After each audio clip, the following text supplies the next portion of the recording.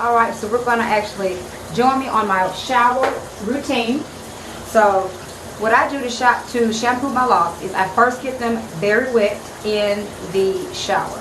So I will probably spend at least 1, maybe 2 minutes just rinsing my hair with warm water, letting the impurities get out of my hair. So I'm going to do that and then show you how I lather and how I sud my hair up and how I try to wash it very well, yet being gentle at the same time. Alright, so I just finished rinsing my locks out. Oh, the water is cascading all into my eyeballs. But as you can see, it is very, very drenched. And what I do, I just literally let the water run through my hair for, again, at least 1 to 2 solid minutes. And that gets some of the impurities out before the shampoo. And it also opens up the scalp, hair follicles to allow more of the shampoo to get in, and it opens up the locks. This is the shampoo that I use.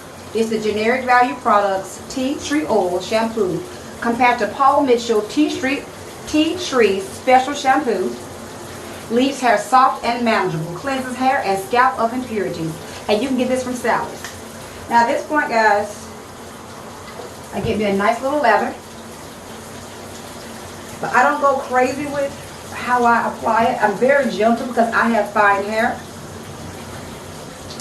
And so, if I'm not careful with fine hair, I've mentioned, you know, your hair can frizz, even while they're locked.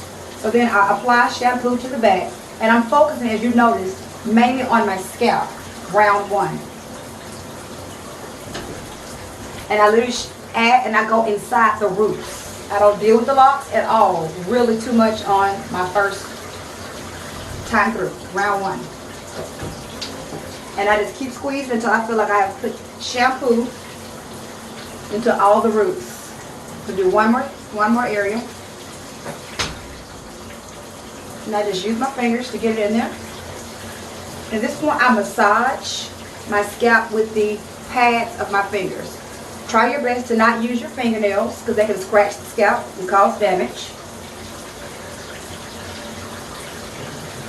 Now around my edges, although they're locked, except for this one area that I've mentioned, and I'm going to get this this area fixed today. And that area continues to come undone. It's just, I don't know, it's rebellious. And I really get in there.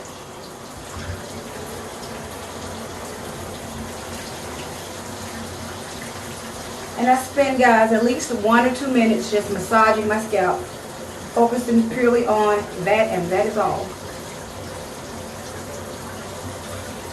And I slow it down around my edges, because I feel as though, again, that's probably the area that is more prone to problems if you go too aggressive.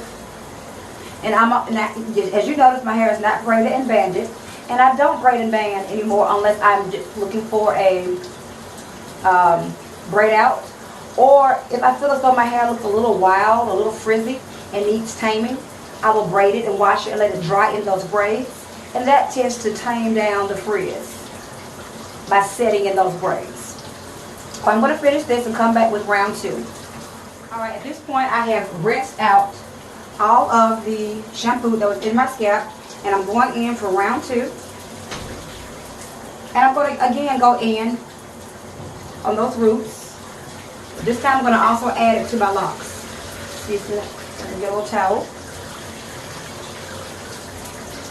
And I'm going back on my roots at least twice because, you know, you sweat. Like I literally worked out this morning, and just throughout the week, your scalp gets quite dirty, even though you may not feel it. There's nighttime sweating, there's exercise sweating, and just walking around in life, all the impurities that get into your hair. So I wash or shampoo my scalp at least twice. Now, at that point, I do my locks. And I do them kind of like in sections. And I run my fingers through my locks like this. I don't do all that aggressive, putting it all over my head, because to me that's going to cause extra frizz. Especially when you have, again, fine hair.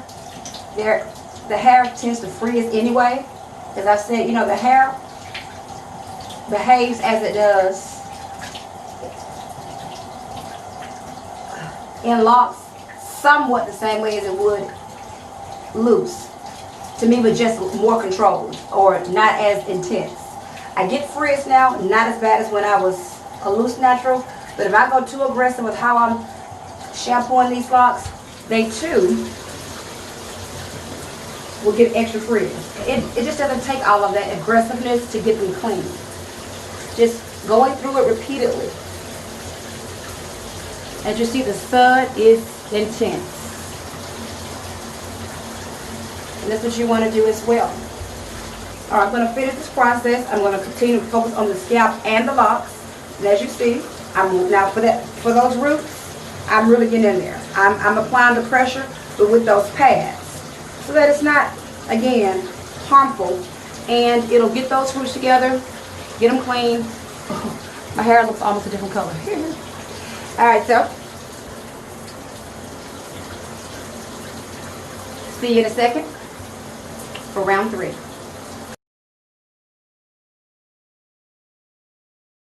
All right, so now we're on round 3. Now this is a simple step that I do to get the extra water in my hair. I squeeze my locks. So what I don't use is a traditional bath towel.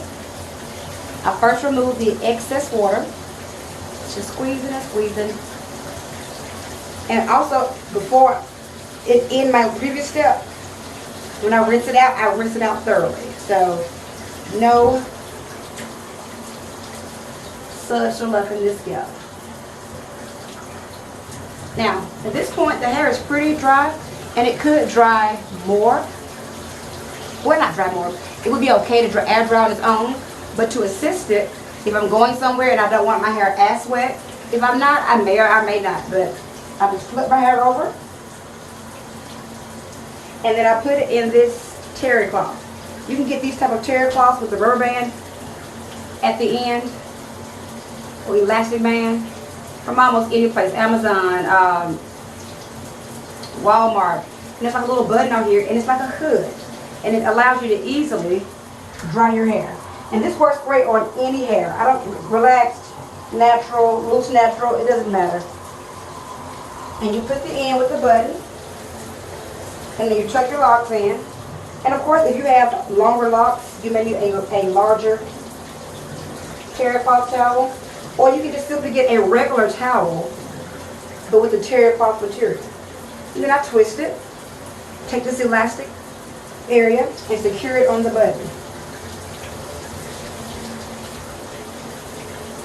And at this point, you know, while I'm getting dressed, after I've showered, the hair is getting even more dryness. And what the terry cloth does, it allows your hair to dry without causing it to frizz, and it lets it dry faster than normal. It also doesn't add lint to your hair, which is very important for locks. And it gets it out of your way, so you don't have hair dripping on your neck and whatnot while you're getting dressed.